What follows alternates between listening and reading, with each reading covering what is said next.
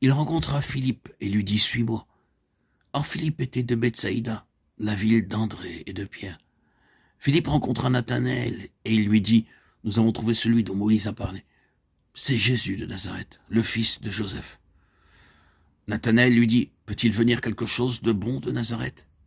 Philippe lui répondit « Viens et vois. » Jésus, voyant venir à lui Nathanaël, dit de lui « Voici un véritable Israélite, dans lequel il n'y a point de fraude. » Nathanaël lui dit « D'où me connais-tu » Jésus répondit et lui dit « Avant que Philippe t'appelât, je t'ai vu, quand tu étais sous le figuier. » Nathanaël reprit « Maître, tu es le Fils de Dieu, tu es le roi d'Israël. » Jésus répondit « Parce que je t'ai dit que je t'avais vu sous le figuier, tu crois?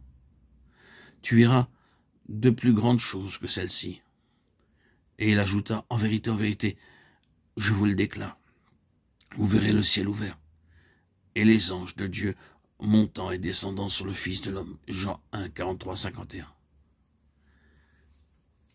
Est-il nécessaire de souligner qu'il se trouve beaucoup de choses de l'Ancien Testament dans ce passage?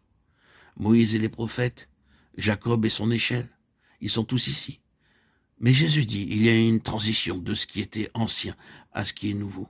Et elle se trouve en moi-même. Moïse et les prophètes ont parlé de moi, et le nouvel Israël est concentré en moi. Un Israël qui n'est pas de Jacob, en qui il y avait de la fraude. Cependant, la pensée et la vérité réellement profonde de ce passage concernent le ciel fermé et le ciel ouvert. Lorsque Jésus dit à Nathanaël, « Vous verrez le ciel ouvert », il parlait d'une dispensation entièrement nouvelle. La seule caractéristique du système juif de l'Ancien Testament, c'était un ciel fermé. Nous savons que dans l'ancienne dispensation, ce n'était que sous peine de mort qu'un homme entrait en la présence de Dieu. Quel lieu terrible était la montagne où se trouvait Dieu. Il y avait des tonnerres, des éclairs, des tremblements de terre, et Moïse lui-même dit « Je suis épouvanté et tout tremblant » Hébreux 12, 21. Le bruit était si terrible que le peuple n'osait pas approcher. Et lorsqu'une bête touchait à la montagne, elle devait mourir. Durant toute cette dispensation, ce fut toujours « Éloignez-vous, ne vous approchez pas du lieu où est Dieu, sinon vous mourrez. » Jacob dit « J'ai vu Dieu face à face et ma vie a été sauvée. » Genèse 32, 30. Ce qui prouvait être une chose extraordinaire. Le ciel était fermé, le peuple ne pouvait entrer en la présence de Dieu. Tout déclarait « N'entre pas ». Et le peuple le savait. C'était une chose terrible que d'entrer en la présence de Dieu, car cela signifiait la mort.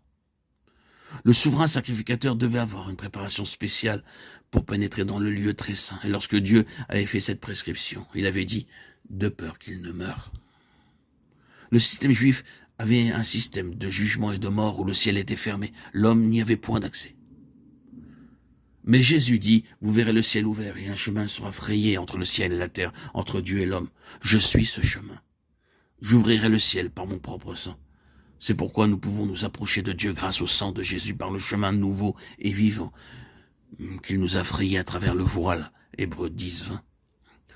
Jésus a dit « Je suis le chemin. Personne ne vient au Père que par moi. » Jean 14, 6. Ainsi, le second trait du système juif est un ciel fermé, et le second trait du nouvel Israël est un ciel ouvert. Et nous nous réjouissons en cela, demandant si, peut-être, nous osons nous approcher. Nous pouvons venir avec assurance au trône de la grâce. Hébreux 4, 16.